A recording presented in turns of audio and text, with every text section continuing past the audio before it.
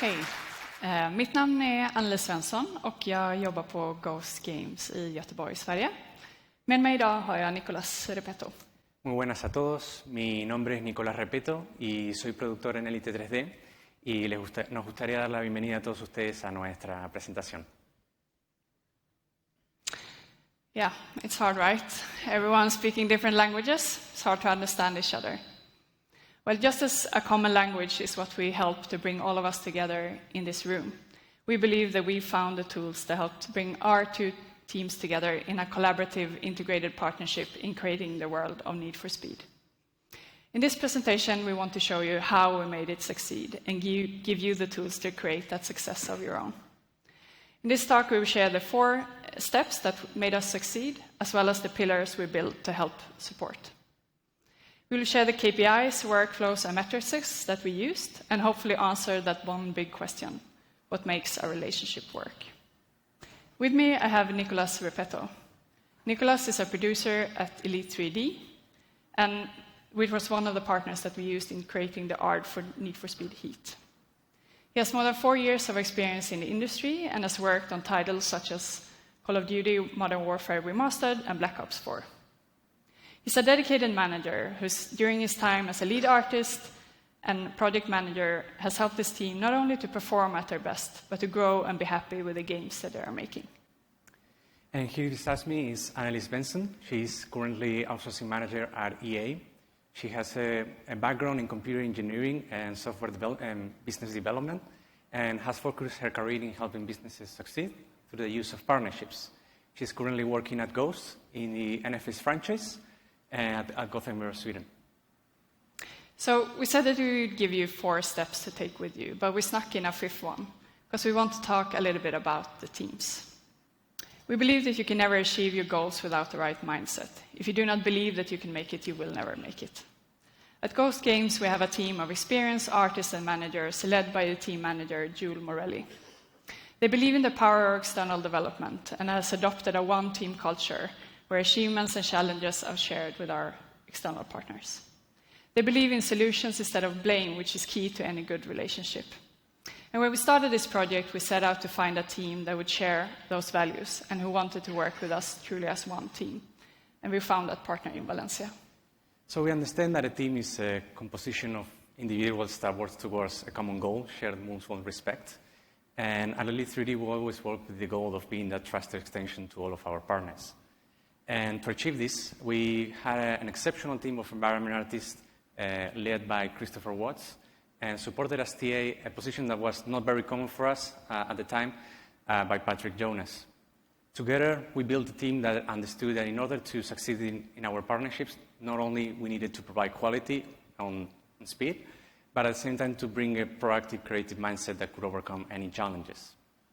So when we first started with this engagement with Ghost, we found a team that shared our same goal, that is to build a long-lasting relationship based on the core values of trust, respect, ownership, and healthy teams. So the first step that we took when we defined our partnership was to find a common goal of the engagement and align on how we were going to achieve that goal. So we knew we had found the right fit, but how do you bring 2 teams together? Well, the first step, we believe, is to find a common goal. We knew that with a small internal team, we would need a lot of help from our partners. And we believed that by giving our partners more trust, that would lead to a greater commitment, which in itself would lead to a better result. We also believe that with the right partner and the right setup, we can gain from their knowledge and experience as well. And that would help us bring us to an even better partnership. All of these things could be parts that made up that goal, but to define it even further, we worked with key members of the Elite team, from the management team down to individual artists. So the first thing that we did at the beginning of the project was to set up each team's expectations. And to do so, we held initial management interviews where we were going over the engagement objectives and what we wanted to achieve throughout the engagement to make sure that we were aligned and on the same page with what we wanted to achieve. We also held on-site trainings at both locations, where when we were at Ghost, for example, we were being part of several meetings, show and tells, and presentation that the Ghost team had prepared for us, which gave us a glimpse of the work culture at EA and how they wanted stuff done for them.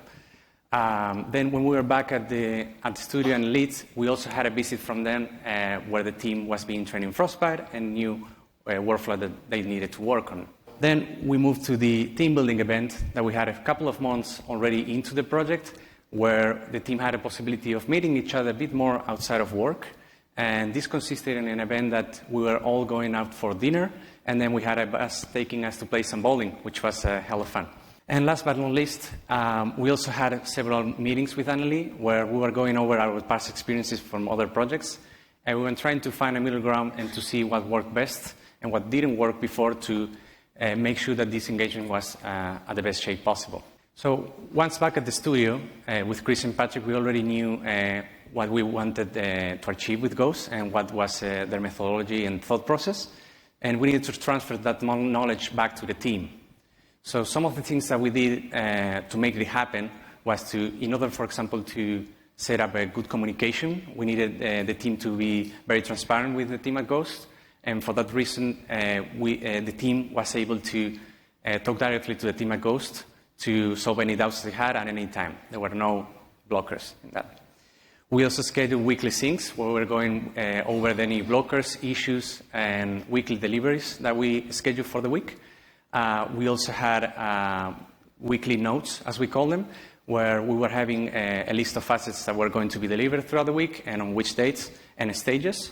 So Ghost had enough time to allocate resources for the reviewing process to make sure that we are not blocked or idle. We also had a process in the art briefing.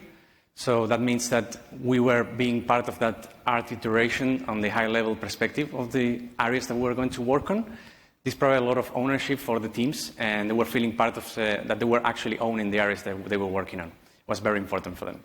So all of these things helped us define our shared goal and created the pillars that would help us achieve it.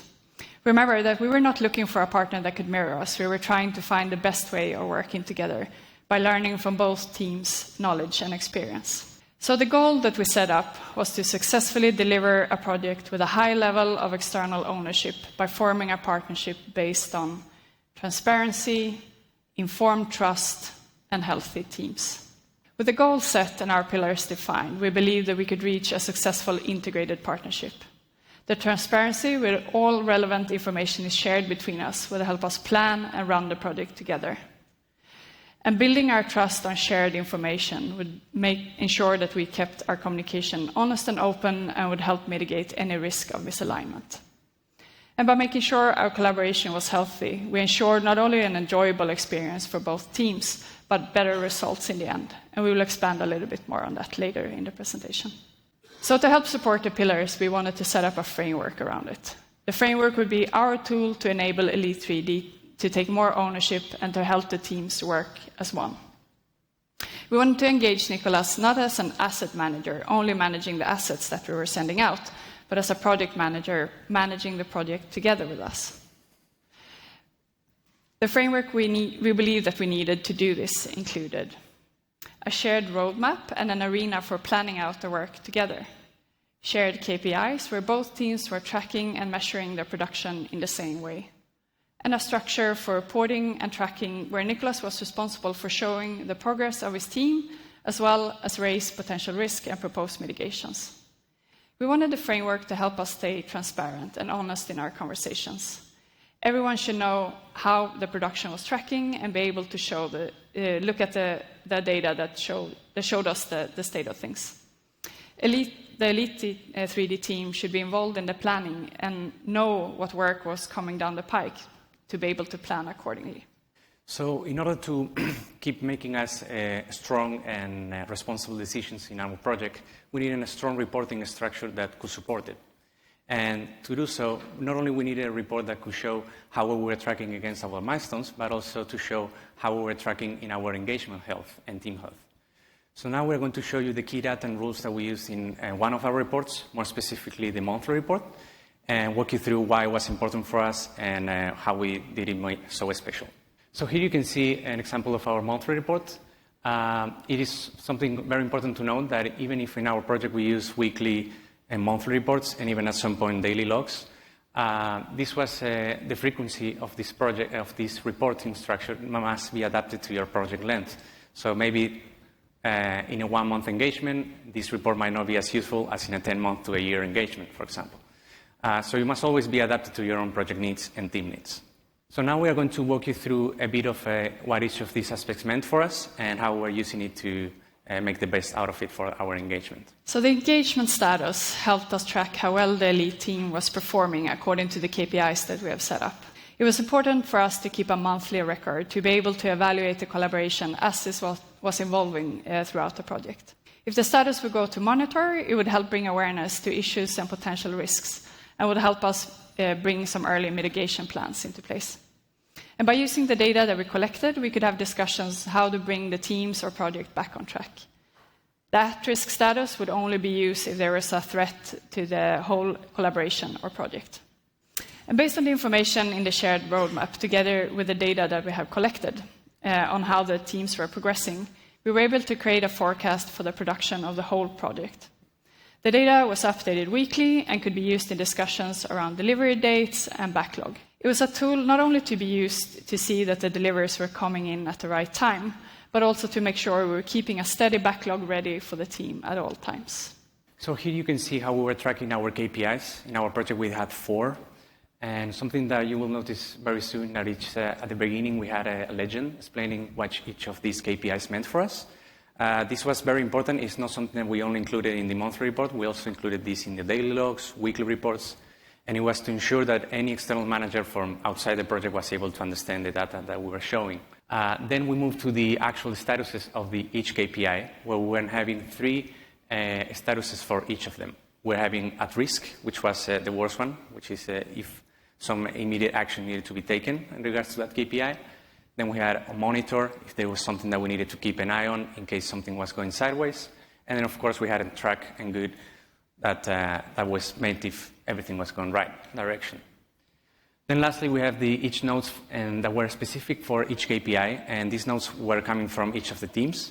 More specifically, if the team at Ghost wanted to share something specific in regards to the completion or the accuracy of the assets, then they could mention in here so we can then evaluate in our next month reports. Then there is something that we didn't add in this presentation, but which are the additional notes that we added to a report. These additional notes can take any shape that you need it to be, and it must be adapted to your own project. In our case, we had stuff like achievements that the team made during the month, which might be environment pieces or areas that the team worked on and completed in that month that may or may not be included in the work order. We also had a release tracking and according to that work order, if we were meeting those milestones and which milestones they were. And lastly, we had any additional notes that were maybe not covered by the actual report. And we thought that maybe it was worth mentioning to keep in mind for the next month. So as Nicolas showed here, we used 4 KPIs. The completion, showing us how well the elite team was hitting their deadlines. The quality, giving us an average of the technical and artistic quality. And accuracy, showing us bid times versus the actual time spent. But we added a 4th KPI to track the well-being of our collaboration. That was the team health KPI, and we will dig a little bit deeper into that in our next section. So why team health matters is one of those things that you know by heart, but that can be really hard to justify. If you like what you do, you will do it at your best. You will commit to the success of what you're doing, and you will go that extra mile when needed. Team spirit matters, and is one thing that both sports teams and companies knows and invests in. One way of thinking about it is also that conflicts cost money. Few of you OS managers out there have not gone on a firefighting trip to try help a project that was going sideways. How long did that take? 1 week? 2? With a lot of people involved on both sides. Or had a situation where a vendor was hiding some ugly, potentially costly truth from you. Or a client, for that matter.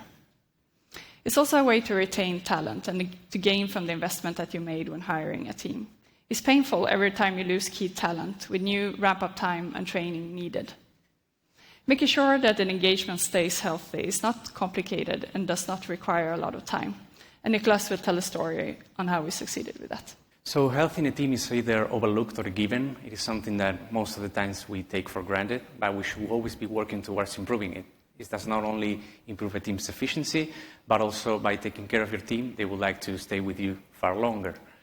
So one of our goals that we set up from the beginning with Ghost was to not only keep a very strong team that was very efficient, but at the same time we wanted the team to have a good ride and was enjoying the project that they were doing. So one of the first things that we did from the beginning, it was to set up, for example, some game competitions.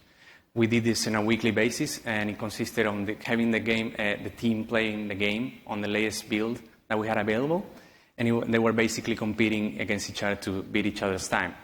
This was not only a lot of fun, but at the same time, by having access to the latest build and playing the whole game, they were also gaining oversight of the whole game with all the content that they were putting into the game, and also the content that was being put together by Ghost and other external partners. Then how can we gain that motivation? How can we maintain that? Well, we set up a couple of values that we thought that were very important to keep, and that without them, then the team could go sideways or can go really badly. And these values were the following. So suggestions and solutions can come from anywhere, not just the management team. Take care of your team, since they are your main resource. The team's creativity and input should always be respected, and they should be given with something that they can call theirs.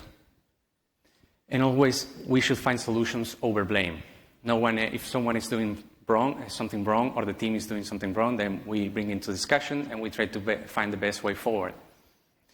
So all of these were the key data, all the key values that we found that were very important in our project, that if some of them were failing, then the team could fall apart at any time. But how can we gain visibility and how we can track this? Well, by doing something very simple. We ask the team, we give them voice. And that voice for us was the Team Health Tracker.